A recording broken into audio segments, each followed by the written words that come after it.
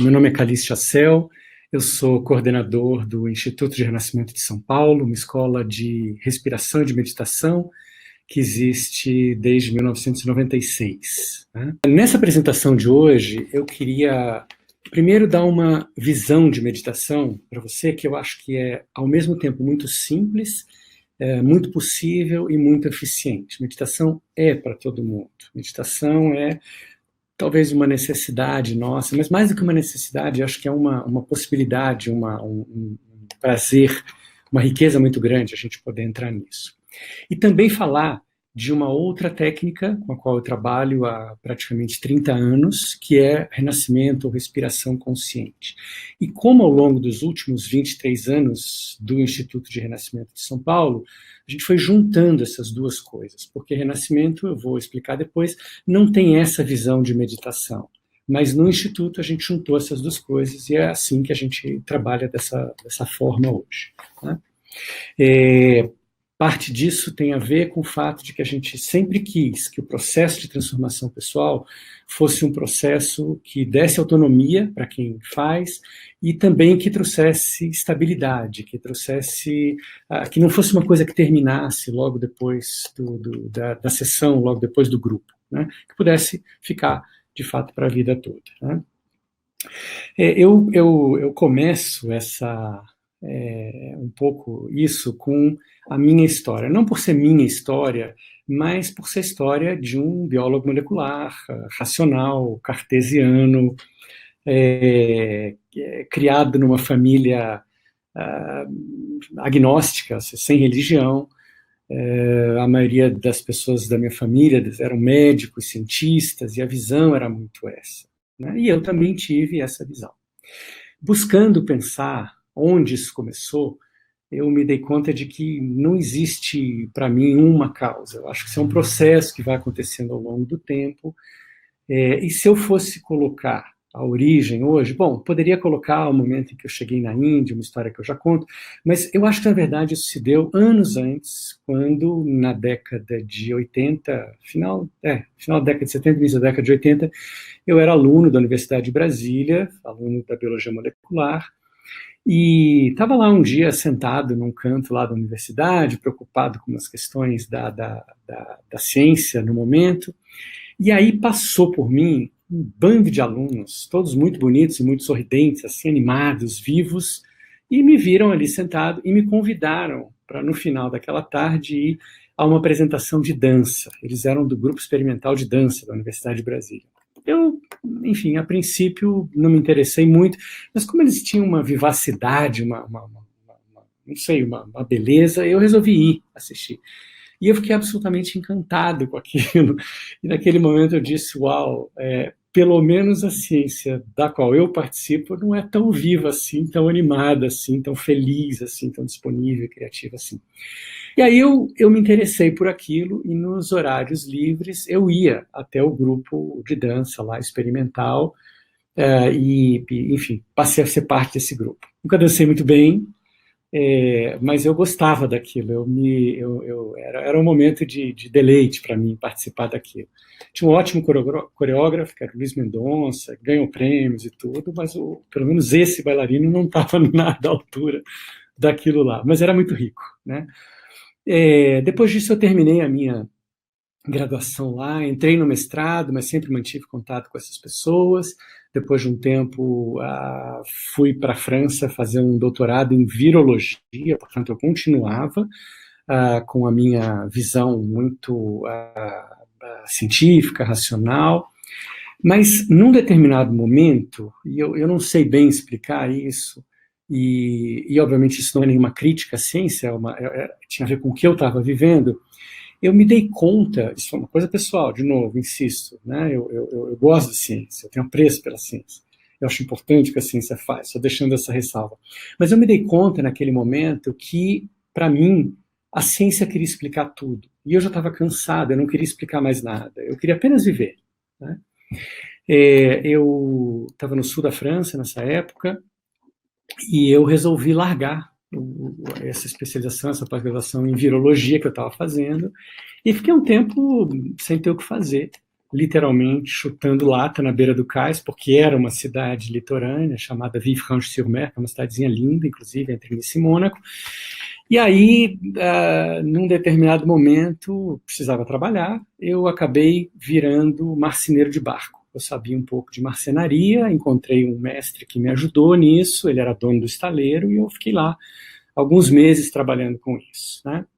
Um tempo depois disso, eu voltei, eu saí de lá, eu fui para Brasília e continuei como marceneiro, né? Mas Brasília tinha um barco no Lago Paranoá, então eu não podia ser marceneiro de barco. E eu acabei sendo marceneiro normal, de armários, de coisas assim. E depois de algum tempo tive uma empresa de informática, enfim, fiz outros trabalhos. Até que num determinado momento, eu acho que isso aqui foi uma virada, e não é uma história, sei lá, glamourosa, eu não senti nenhum chamado para meditação, nada assim. Eu estava me sentindo, sei lá, meio perdido na vida, e eu vi um folhetinho, assim, de um curso de respiração, de meditação e outras coisas na Índia. E eu, enfim, já estava perdido, achei que pior não fosse ficar, resolvi ir, né? E quando cheguei lá, aí sim, eu tive a sorte de encontrar uma pessoa que mudou a minha maneira de olhar para as coisas, de olhar para a vida, de olhar para o desenvolvimento pessoal, de olhar para a meditação. E foi aí que eu me interessei. Não ainda em trabalhar com pessoas, mas pelo menos em mergulhar eu mesmo nessa experiência de meditação. E foi isso que eu tive lá, e eu desenvolvi isso ao longo dos últimos, talvez, 30 anos, mais ou menos, né? Então, na verdade, hoje eu considero que essa visão de meditação se aliou com um conhecimento que eu tive mais tarde, na década de 80, mais para o final da década de 80, de renascimento, que é uma técnica de respiração, e aí isso foi se desenvolvendo junto, e hoje é isso que eu gostaria de compartilhar com vocês. Então, se você é novo nisso, se você não tem uma ideia do que seja renascimento e do que seja meditação, eu vou gastar aqui 2 minutinhos para dar uma visão geral disso. Meditação, todo mundo tem uma ideia do que seja, ainda que, na maior parte das vezes, uma ideia equivocada, uma ideia difícil, uma ideia que significa parar e ficar tentando não pensar, ou tentando ficar quieto, ou forçando a mente a fazer alguma coisa. Isso, desse jeito, não funciona. Existe uma promessa de que fazendo isso a gente vai se sentir bem, vai se sentir leve, mas também existe um certo receio, uma crença popular de que fazendo isso a gente vai ficar alienado, vai ficar distante, vai ficar separado do mundo, vai ficar menos eficiente de alguma maneira, o que também não é verdade. Então, eu diria que meditação é uma prática de aqui e agora, é uma prática de presença, é uma prática de clareza. E quando a gente faz isso, quando a gente pratica com uma visão adequada, com um método correto, e se for incorreto, mas ainda assim houver persistência, ele vai se corrigindo ao longo do tempo, com os nossos próprios insights. Mas quando a gente faz isso ao longo do tempo, a gente se torna realmente uma pessoa mais leve, com maior clareza, com maior presença, com maior disponibilidade, mais eficiente, porque significa que aquela quantidade de coisas imensas que normalmente a gente pensa e que não servem para nada, simplesmente ficam quietas. E aí sim, na hora em que a gente precisa de fato utilizar a nossa mente para um projeto qualquer, para se lembrar de alguma coisa, para projetar alguma coisa no futuro, aí sim ela está disponível e descansada. Então vamos pensar em meditação aqui, não como o estado de meditação, que é resultado de uma prática, e às vezes leva tempo para acontecer, mas sim como o exercício de meditação. Então tá claro, vou falar de meditação, eu estou falando da prática, do exercício da meditação, daquilo que a gente pode fazer, porque o estado ele acontece por si só, ele acontece em alguns momentos, não é uma coisa sobre a qual a gente tenha controle. Isso, meditação. E renascimento, de novo, para quem não conhece, é uma técnica de respiração, conhecida também como respiração consciente ou respiração circular.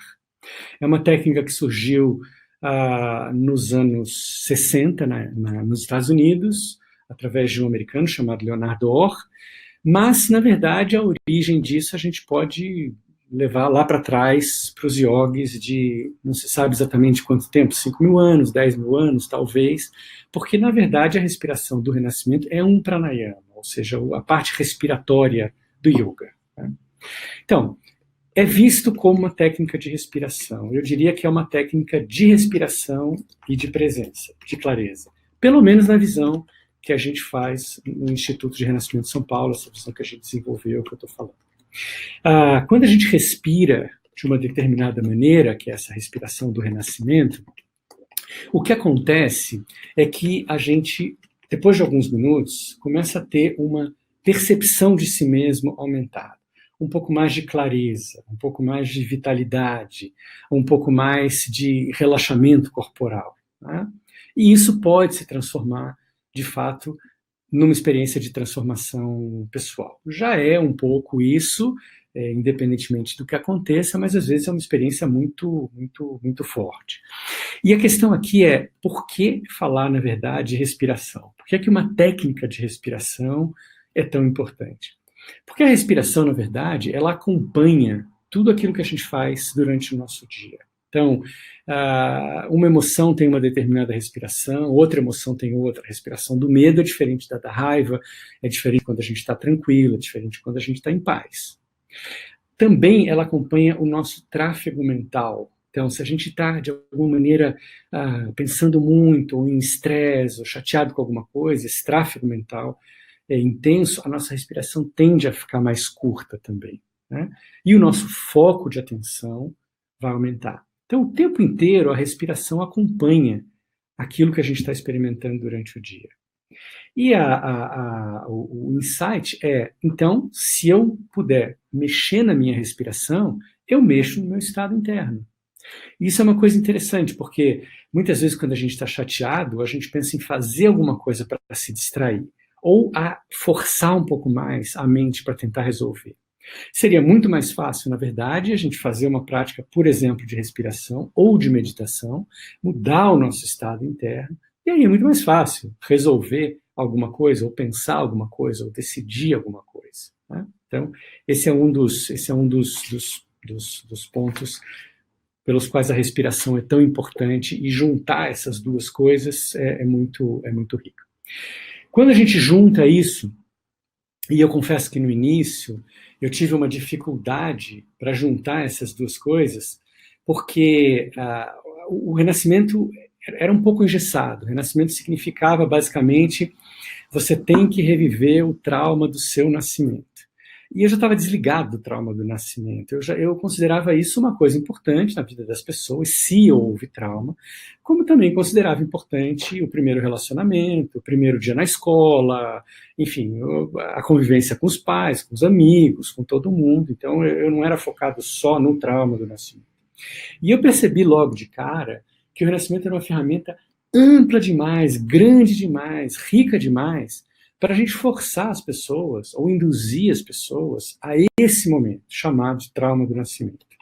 Então havia uma promessa aí, de por isso ser inicial, aí se eu pudesse reviver isso, de alguma maneira eu me libertaria de uma série de coisas. Essa promessa às vezes acontecia e às vezes não. Mas independentemente disso, a gente ficaria sempre ligado na dificuldade e no sofrimento. E o que eu via era que o Renascimento era uma ferramenta, na verdade, de prazer, de clareza, e outra, de lidar com a vida a cada momento, tal como ela é. A gente tende a pensar nos momentos difíceis, às vezes, no desenvolvimento pessoal. Aquele sofrimento, aquela dificuldade, aquela raiva, aquele medo, e para isso a gente precisa de respiração, para dar conta disso. Mas muito mais difícil e muito mais respiração a gente precisa para lidar com os momentos de prazer na nossa vida. Nessa hora de grande expansão, nessa hora de grande clareza, a gente às vezes não dá conta, a gente sai falando demais, a gente fica inquieto, a gente sai fazendo piada, a gente fica de alguma maneira desconfortável corporalmente. Então, para dar conta disso, a gente precisa respirar grande. Né? E a ideia então veio de, olha, eu vou assumir essa história, que o Renascimento é uma experiência de prazer, de clareza e de expansão. E vou juntar isso com meditação, porque eu acho essas coisas muito parecidas, a ponto de hoje eu considerar que, na verdade, renascimento é meditação com respiração. De novo, na visão do Instituto de Renascimento de São Paulo, porque essa não é a visão que você vai encontrar de renascimento tradicional, que continua sendo aquela visão lá da década de 60. Né? Não tem nada contra, são jeitos diferentes. Quando a gente escolhe uma visão diferente, a gente tem resultados diferentes. É claro que eu, pessoalmente, prefiro essa visão, por isso eu desenvolvi, por isso eu escolhi isso, mas outras pessoas veem isso, pensam nisso de uma forma diferente. Tá? Bom, quando eu olho para o Renascimento e vejo essa quantidade toda de possibilidades, e vi essa quantidade toda de possibilidades, eu dizia, tá certo, então vamos tirar essas partes que parece que hoje, no fundo, prendem, amarram. Mas eu senti um certo receio de fazer isso, porque aquilo era década de 90, então era bastante tempo atrás, e eu ficava preocupado, será que a gente pode tirar isso? Será que isso não é essencial para o funcionamento da técnica? Será que a respiração, essa sessão, vai ter algum resultado se a gente fizer dessa maneira? Eu confesso que eu tinha um pouco aquela noção de, será que a gente não precisa, no desenvolvimento pessoal, sofrer pelo menos um pouquinho para, de alguma maneira, crescer e ter um ganho, né? Hoje é óbvio para mim que não precisa disso, né? Mas, na época, existia um certo receio. E se eu fizer isso, e o grupo, eu basicamente trabalho em grupos, né? E o grupo, de alguma maneira, não tem um proveito, não tem um ganho com isso. E aí? Né?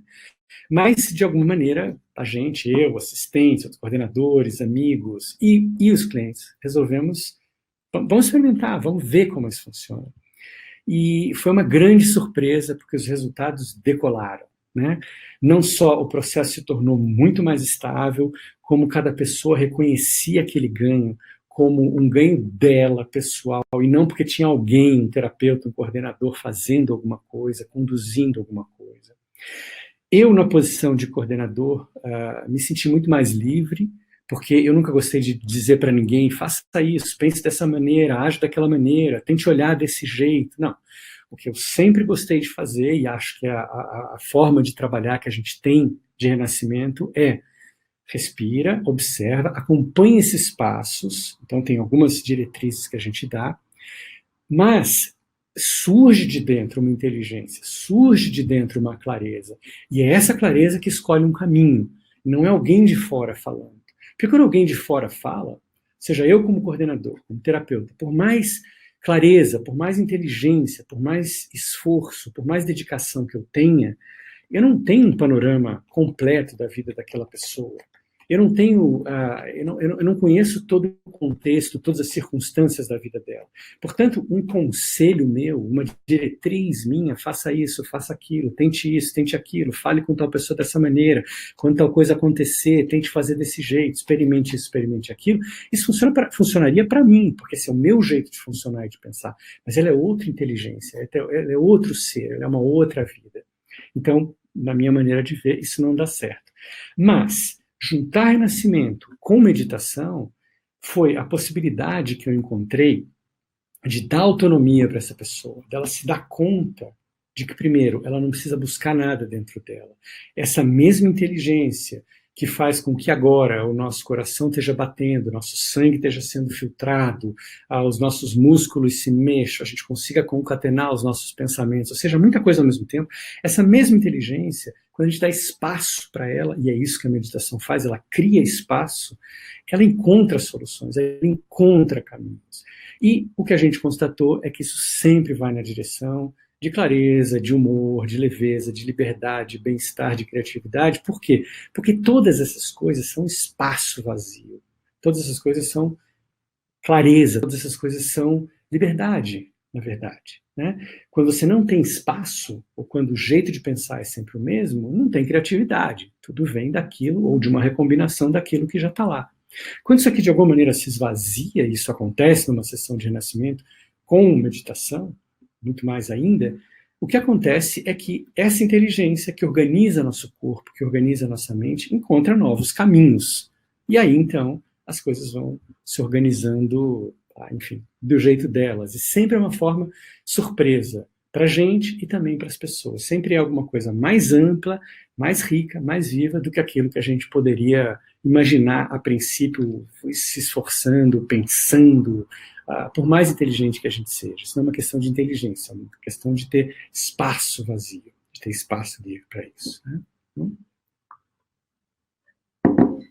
A ideia era boa, a questão era ver se funcionava e funciona. Então, eu diria que quando a gente faz as coisas dessa maneira, os resultados, eles são, na verdade, muito ricos. E a gente experimenta, então. A gente não divide as coisas, mas eu gostaria de dividir por uma questão didática, de explicar. Tem resultados que a gente poderia chamar de resultados corporais. Então, a gente experimenta claramente um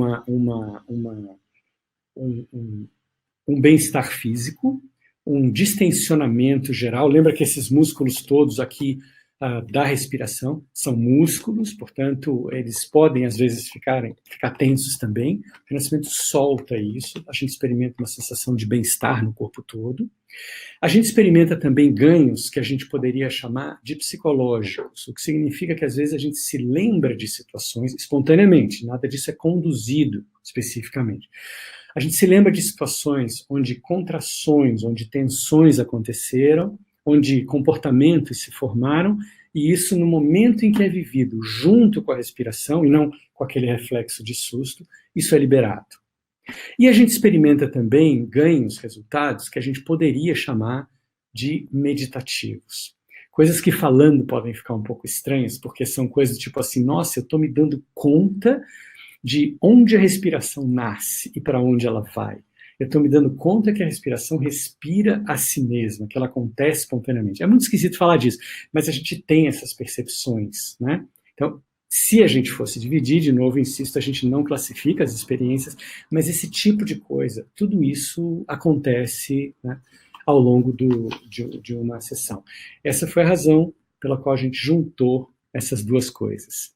Acho que a gente pode agora continuar essa nossa conversa, esclarecendo algumas dúvidas, eventualmente, que vocês tenham. A Ana está perguntando como são os cursos.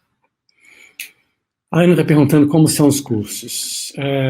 Bom, eu vou falar rapidamente aqui, porque o interesse hoje aqui é falar sobre respiração e meditação e não sobre os cursos especificamente, mas atendendo a pergunta.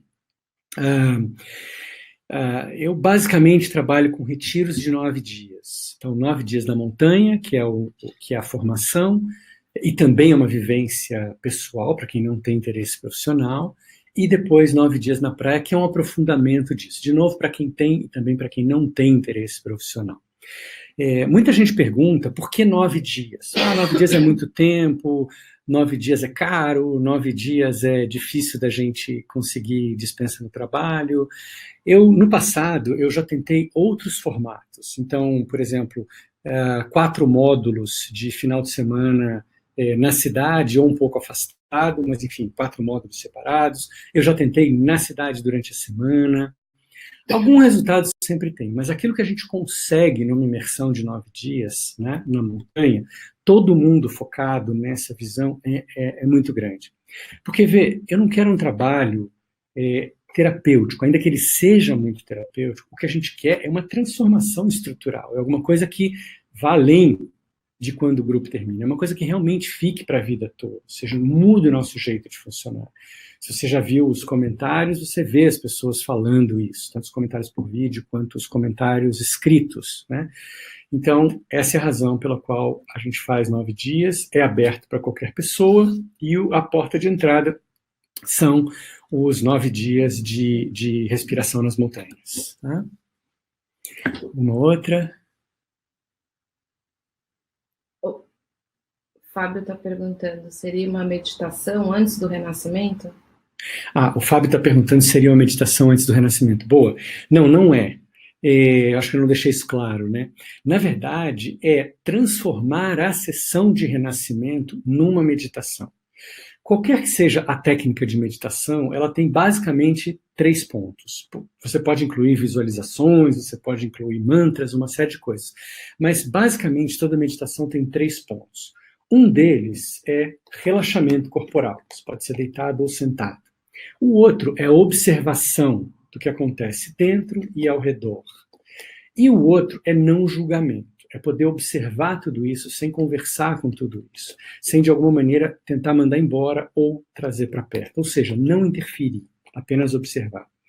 E o que a gente faz, na verdade, no Renascimento é uma determinada técnica de respiração. O Renascimento é um jeito de respirar.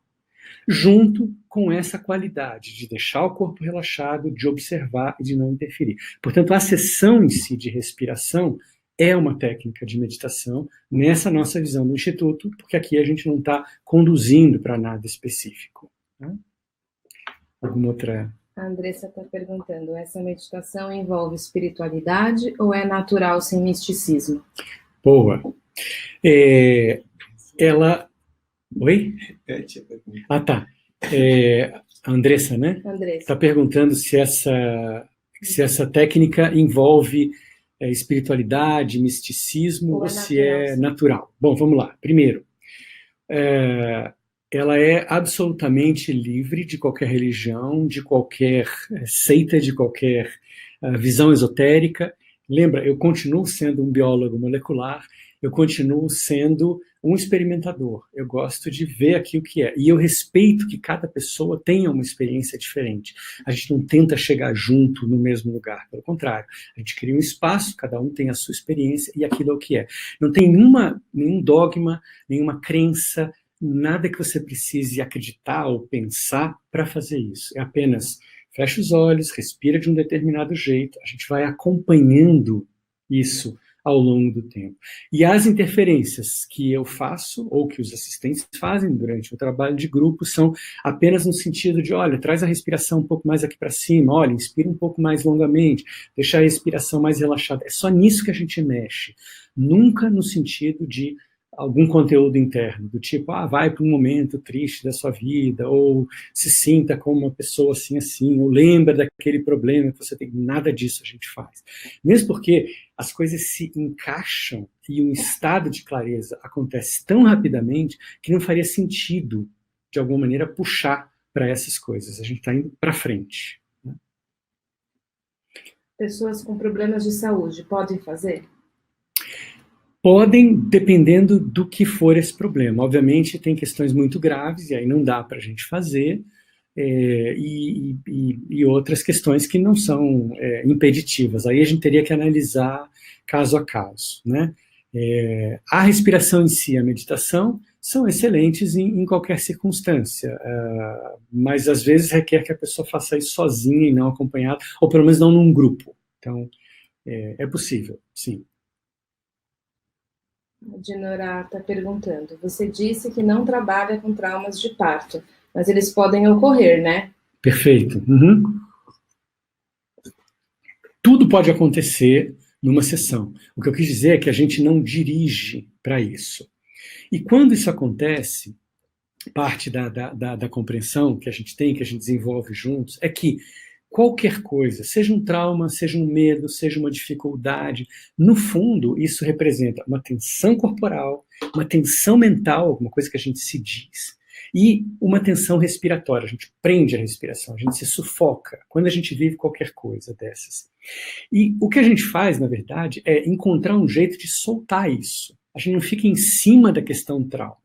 Lembra disso, como foi, como aconteceu, naquele momento, o que você assim, não precisa disso. O que a gente faz é, a gente encontra um jeito dentro daquela situação de soltar a respiração, de soltar o corpo e de entrar numa atitude de não julgamento. Tudo isso, claro, é uma prática que a gente aprende ao longo dos dias. E se não existe tensão corporal, se não existe tensão respiratória, se não existe tensão mental, não tem trauma. Então, é basicamente dessa maneira que a gente olha não só para o trauma, mas para qualquer questão que surja. Elas surgem, né? Como eu disse antes, questões psicológicas eventualmente vêm à tona. A gente vive isso, a gente observa, a gente não impede nada, mas a gente também não fica preso nisso. A gente vive isso de uma maneira clara para se soltar, porque afinal de contas a gente é muito mais do que nossas memórias e tudo isso são nossas memórias. A Astrea está perguntando, por que será que o prazer é mais difícil de lidar? Porque quando você pensa numa tensão, por exemplo, raiva, medo, ciúme, essas coisas são localizadas no nosso corpo. Né? A gente costuma sentir angústia, ansiedade aqui, medo na barriga, tristeza aqui ou aqui, a gente fica embargado. É localizado, é pontual. Isso dá para a gente também a noção de corpo, de presença de eu. Quando a gente pensa em prazer, o que vai acontecendo aos poucos é que tudo vai ficando muito solto, muito frouxo, né? Numa situação, por exemplo, de muito amor, a gente perdendo inclusive a noção de quem ou daquilo que a gente é. Então a identidade, ela vai ficando comprometida mesmo no amor, até o ponto de uma grande dissolução. Então, quando essa identidade começa a se dissolver, a gente precisa compreender aquilo que a gente é e aquilo que a gente não é. Essas ilusões vão se desmanchando. Só que, no momento em que essa identidade, às vezes, vai ficando um pouco... não é duvidosa, é no sentido em que a gente não vai ficando tão agarrado a isso que eu sou, né? A gente começa a ficar um pouco assustado. Peraí, mas eu sou o quê? Ou seja, o prazer ele vai tirando um pouco o referencial da gente. Sabe aquilo que a gente diz, eu não sei mais quem eu sou, para onde eu vou. Isso acontece no problema também. Mas quando a gente está vendo prazer também, quando uma pessoa se ama tanto que se funde na outra, ela já não sabe mais direito quem é ela e quem é o outro. Isso dá medo. Então, para viver prazer, para viver expansão, para viver criatividade, coragem, ousadia, a gente precisa de muita respiração. É por isso que é mais difícil. Viver o medo não, viver a raiva não, a gente se fecha, isso é tenso, isso é só aqui mesmo. Tá? Marta, eu aprendi que uma boa meditação não se consegue sem uma boa respiração. Achei que era a regra geral. Poderia esclarecer melhor o renascimento? Uhum. Eu acho que a tua pergunta tem dois pontos. Uma é quando você diz que uma boa meditação não se consegue sem uma boa respiração. Na verdade, se você tiver uma instrução precisa de meditação e boa, possível, a respiração ela vai se ajustando. Vê, a respiração ela acontece sozinha, a gente não precisa interferir. A gente pode fazer uma respiração, mas a gente não precisa fazer isso. Então, mesmo que no início de uma prática de meditação você esteja, eventualmente, com uma respiração tensa, inadequada, vamos dizer assim, para a meditação, a tendência é que isso se corrija ao longo do tempo. E quando eu digo ao longo do tempo, eu não estou falando ao longo de anos, eu estou falando ao longo de minutos daquela prática. Essa respiração, se você não interfere, se você tem essa instrução clara de meditação, isso corrige. Então, isso é possível. O renascimento, aí sim, eu acho uma coisa interessante pelo seguinte, porque dizer para uma pessoa, olha, fica quieto aí, né, e só observa e não interfere, é difícil. O não fazer é difícil quando a gente não está acostumado com isso. Mas se você diz para ela, respira de uma determinada maneira, ela tem um fazer. Então, isso é um ganho. E claro que existem os ganhos da respiração em si, do ar em si. Porque a gente se esquece, aí de novo entra o biólogo molecular, que respiração é um mecanismo pelo qual o nosso corpo extrai energia dos alimentos que a gente come. Então, respirar é um processo de energia. As pessoas que respiram mais têm mais vitalidade. As pessoas que respiram um pouquinho, já viu uma pessoa deprimida, triste, ela respira pouquinho, ou seja, tem pouca vitalidade naquilo tudo. Então, renascimento é uma forma de meditação, na nossa visão, de novo, eu ressalvo, porque senão você pode encontrar outras formas de renascimento e dizer isso aqui está errado. Não, não está errado, existem visões diferentes disso. Né? Então, a nossa visão a gente usa os princípios da meditação, que são relaxamento, observação e não interferência, ou não julgamento, ou aceitação, como você quiser chamar, junto com uma respiração. Ou seja, você tem algo para fazer. E como a respiração acompanha tudo, a gente está modificando também o nosso estado, o nosso jeito de ser. Quanto menos a gente interfere, mais percepção a gente tem. Quanto mais a gente interfere, mais a gente fica preso naquele fazer. É por isso também que uma das coisas que a gente acha fundamental no Instituto é que o renascimento seja absolutamente suave, delicado, tranquilo, respeitoso. Porque se é uma coisa muito forçada, com muito fazer, de alguma maneira você fica perdida nisso, presa nisso, e não na percepção. Rosana está perguntando, como trabalhar medo, ansiedade, síndrome do pânico e insônia? Quero autotratamento e também atuar com atendimentos terapêuticos. Certo. Bom, de novo a gente tem duas coisas aqui. Uma é o tratamento pessoal e a outra é uma formação, atuar como terapeuta. Né? Então, uma coisa muito curiosa que surgiu também ao longo desses 23 anos, quando eu resolvi juntar a visão do renascimento com a meditação, dando uma visão de renascimento, é que no início, Eu tinha, claro, o hábito que os terapeutas têm e que os renascedores também têm em geral, que é a gente precisa trabalhar essa questão, a gente precisa trabalhar o medo, a gente precisa trabalhar a fobia, a gente precisa trabalhar a síndrome do pânico. O que eu vi, o que eu vejo, e o que eu vejo as pessoas vivendo ao longo dos anos, desses últimos anos principalmente, os últimos 10 anos talvez, é que a gente não precisa lidar diretamente com essas coisas. Quando a gente aprende um jeito de respirar, de observar, quando a gente se entende, quando a gente não se força, o que você poderia chamar de cura para tudo isso acontece. Eu não chamo de cura, eu chamo de integração. Tudo isso de alguma maneira se acomoda dentro e deixa de ser assim. Então, muitas vezes a gente já viu pessoas virem com uma determinada questão de relacionamento, ou síndrome do pânico, ou dificuldade de respiração, o que for. Elas passam 9 dias, a gente não lida com esse assunto diretamente nenhum dia, e isso simplesmente se desmancha. Então, essas coisas. Às vezes não, às vezes vai por um outro caminho, mas sempre é uma experiência rica e satisfatória. Porque lembra, quando a gente está deixando essa inteligência atuar livremente, ela vai escolher um caminho dela. Mais cedo ou mais tarde, todo mundo chega num estado de clareza, de leveza, de bom humor, de liberdade, de soltura. Mas às vezes as pessoas passam por caminhos diferentes, claro. Né? Então esse é um lado. E o outro lado que você perguntou é o lado de atuar como terapeuta. Bom, existem cursos curtos, existem cursos até por internet. Eu, pessoalmente, eu gosto desse formato 9 dias. Aliás, antigamente tinha 16 dias, eram 2 semanas. Eu consegui enxugar isso de forma a ser só renascimento. Não tem nada associado, não tem outras técnicas, por exemplo, como constelação, programação neurolinguística, coaching, nada disso associado. Essas coisas são boas, eu não estou de maneira nenhuma recriminando isso, mas um curso de renascimento, para mim, pode ser um curso só de renascimento. Existe assunto para 9 dias e para mais 9 dias e para mais 9 dias, por isso que as pessoas voltam, inclusive, para reciclagens.